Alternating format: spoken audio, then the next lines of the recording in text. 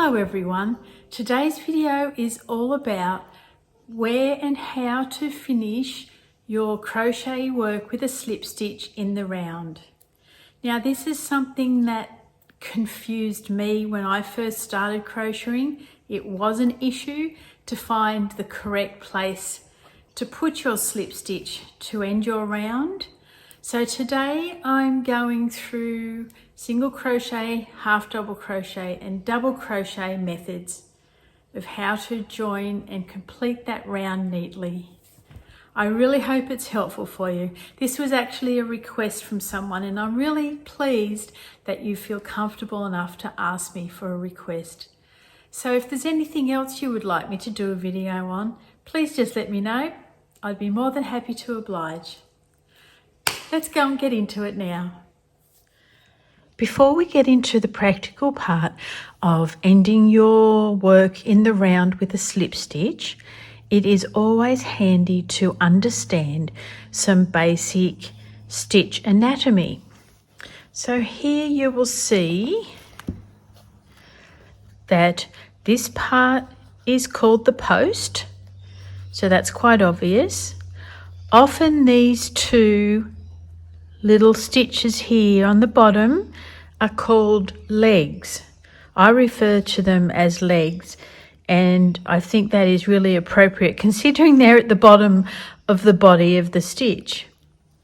Now up the top we have these little V-shaped looking stitches, which you will often hear me say to go under the V.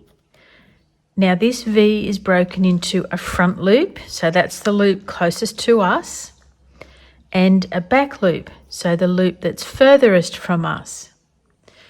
When you are told to work in the back loop only, I don't just do the back loop only because it becomes really stretched out and loopy. What I do is go into the back loop only, and then I pick up this. See this little stitch here? It almost is on a bit of a slant. That is your third stitch. So you pick up back loop and the third, and it gives your work much more stability. This diagram shows how it was started with a 3 chain as their double crochet. Now this can be confusing as well. I've had the same experience myself. You've got 1, 2, 3 and 4 chain by the looks, but you just need to remember that that first chain is actually this down here, so it's part of the foundation of the stitch. So just think of the first one as foundation and don't count that in your 3, because if you do, you will end up slip stitching down here and it just won't look right. So there'll be 4 chains, even though they only crochet 3. Think of the bottom as the foundation and then count 1, 2 and 3. So in this instance, you would slip stitch under the top of this little V.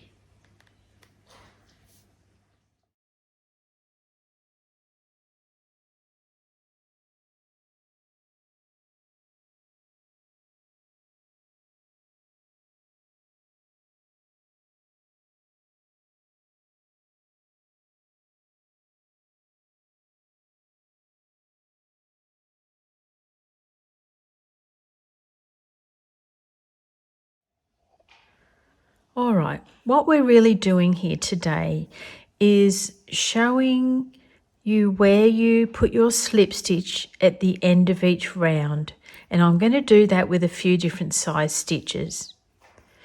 Let's get started doing single crochet in the round. Okay, I have 12 single crochets on my magic loop. You can see that the single crochet has 2 legs, no real post or body, and a V stitch on the top, so your front loop and your back loop. When working into the single crochet back loop, you can actually pick up a 3rd stitch, so that's really good to know. So your work isn't going to be loopy and holy like this. Now, I suggest when you're beginning and you haven't quite figured out what's what in a stitch, is that you use stitch markers. I started off putting it in my first stitch, but I have seen others who put it in the last stitch. For ease of operation here, let's go with the first. So let's count how many stitches we have. Now here's another tip. It is way easier to count the V's on the top than to try and count what looks like a stitch around the side. So we'll count with our V's. We've got 1, 2, 3, 4, 5, 6, 7, 8, 9, 10, 11, 12.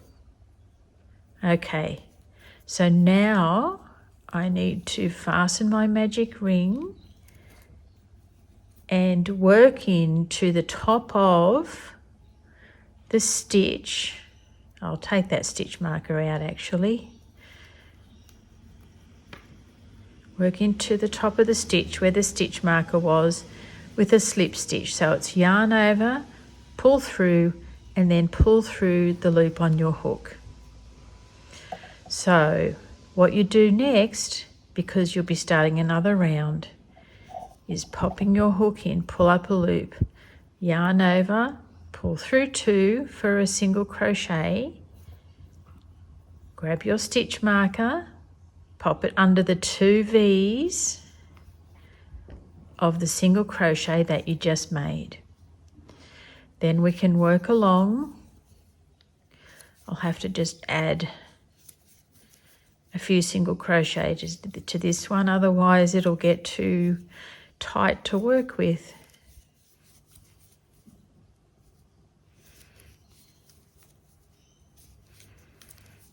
Righto, we're at the end of our round and we're back to the start where we've got our stitch marker. So we can see it's very obvious where we need to place our slip stitch to complete the round. Taking that one out, popping your hook under the 2 V's. That's got it. Yarn over, pull through, and then just pull through the stitch on your hook. All right, so I think the stitch marker is the big winner here, especially for the single crochet. Let's do a single crochet standing start. So I've got a slip stitch on my hook, popping under those 2 V's, pull up a loop, yarn over, pull through both loops. Now I'm going to crochet around this circle. I'm nearly to the end of this round, and you can see with the standing stitch it is much easier to distinguish where you should put your finishing slip stitch. So it just goes under those V's, pull up a loop, pull it through, and also pull it through the stitch on the hook. And there you have that one. That's a really easy option. So if you're changing colours, it works well then. This time we're working with half double crochets. I've popped half double crochets onto my magic loop. Let's pull that in a bit tighter. Now I used the stitch marker so I could make it easy for myself,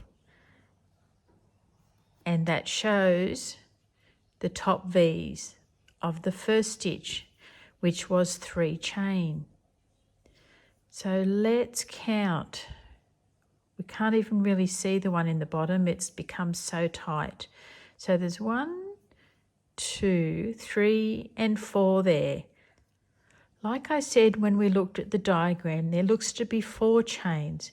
So we're going to ignore that bottom one and put that down to being a foundation stitch and go 1, 2, and 3 on the top. So popping your hook under the V's on the top, pulling a loop through. Now pulling the loop through the stitch on your hook. And there you have it. So if we're going to start another half double crochet, which I will do 2 single crochets, which are called stacked single crochets, I will put stitch marker in the top of the first stitch. Now I'm going to go around and do more half double crochets. So we come back to the end and see what that looks like. Here we are at the end of the round, and now we have that conundrum of whether this needs another stitch or not. See how there's a gap there? And you have a stitch going across towards that stacked single crochet. So in this instance, we would need to count our stitches. So we've got our stitch marker and we know where our number 1 stitch is. 1, 2, 3, 4, 5, 6, 7, 8, 9, 10, 11, 12, 13, 14, 15, 16, 17, 18, 19, 20, 21, 22, 23, and 24 because I was doing 2 half double crochets per stitch, and now we've come to our end. So we can easily take our stitch marker off, go under the 2 V's, pull your yarn through, then pull it through the loop on your hook. And there we have the correct amount of stitches. Now some people will work this slip stitch in from the back, pop their yarn over and go through like that, but I'm not going to go into that now. That's a whole nother kettle of fish. At the moment, we're just going to focus on finding the exact place that we put our ending slip stitch in for each round. So now we're going to do a standing half double crochet in a different colour. Yarn over, pop your hook under 2 V's, yarn over, pull up a loop and yarn through all 3 loops on your hook. Okay, so there's a standing half double crochet. Now I'm going to go around and do a round of half double crochets so we can come back and see how we finish off this round. When using the standing stitch method, it's very obvious where the stitches need to go at the end. There's just no mucking around because it's just plain to see that that's where it began and that I do need another stitch in here. And also, it's nice and easy to find the top of the half double crochet that we started with. Finishing off this round with a slip stitch, you don't use this little piece on the very end, so there's a little knot from the slip stitch. See there? Firm that one up and go under the V stitch next to it on the left hand side, pulling your yarn through and through the loop on your hook. And the loop on your hook lays over top of that first half double crochet. Okay, actually while we're here we can do a different option. I'm going to do a half double crochet with a single crochet and a chain. Now for this one I'm going to use my stitch marker because these ones are notoriously difficult to figure out where to place your final stitch for the round. I'll just go around now and do half double crochets and I'll meet you back here soon. Okay, we're at the end of this round. Now we've got a little trick here. See this little chain here? It tries to trick you into believing that you don't need another stitch in there. here we can tell that we've got the single crochet start here and the chain 1 on top. So the single crochet started in this stitch here, not this one back here where that little chain is tricking us. So we'll do a half double crochet in there and then take out your stitch marker, and you can see where the top of that chain 1 is that we used to make the half double crochet height. So I'll show you again. There's your single crochet and there's your chain 1. You go under the V's of the chain 1, pulling a loop through and pulling it through again. And there you have the end of that round. Okay, I have 1 chain in my magic loop. Let's do 3 for starters. 1, 2 and 3.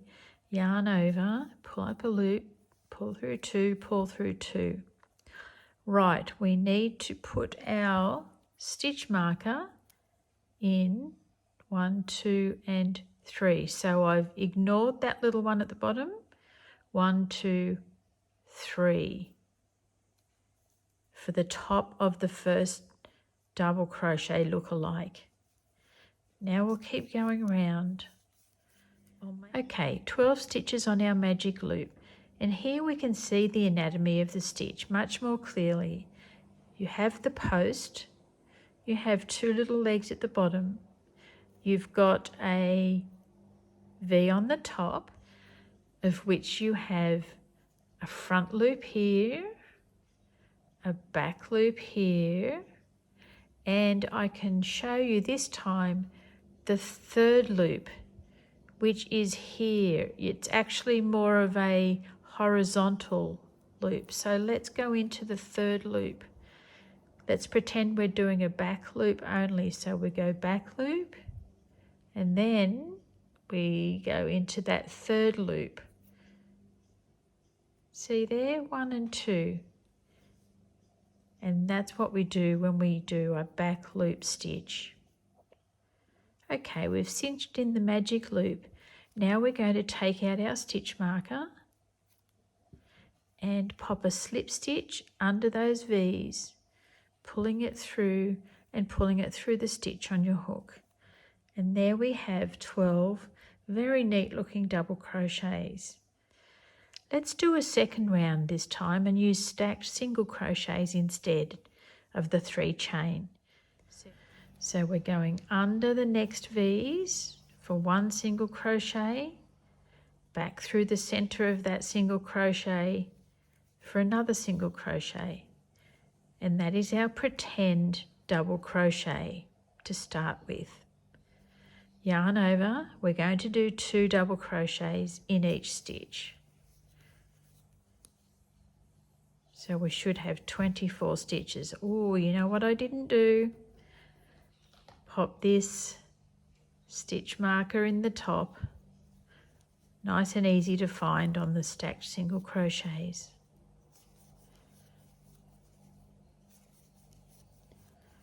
I'll go off and finish my round and be back in a minute. I'm at the end of my round and now I have that dilemma where this looks like it could do with another stitch in here. However, I've gone around and counted all the V's around the top and I have 24 stitches and that's what I need. So I'm not going to be tricked into placing another stitch in here, and that's how you gain stitches in your round. So taking our stitch marker out, it leaves a nice obvious V there to do a slip stitch underneath. So hook under, yarn through, pull it through the other loop on the hook, and look at that for a perfect looking finish. The stacked single crochets I find are better than the 3 chain starting stitch because the 3 chain one is very thin and the stacked one fills the space out a bit more like a double crochet would. Now let's go ahead and do another colour with a standing starting stitch. Slip stitch on your hook, yarn over, pop your hook under the little V, pull up a loop, yarn over, pull through 2, yarn over, pull through 2, 1 and 2. Putting your stitch marker in the top of that double crochet. Now let's go around, increasing our double crochets in every second stitch.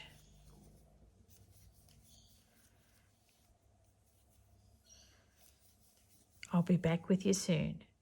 Now I'm back to the end of the round, and with this method it's very easy to see whether you need another stitch or not.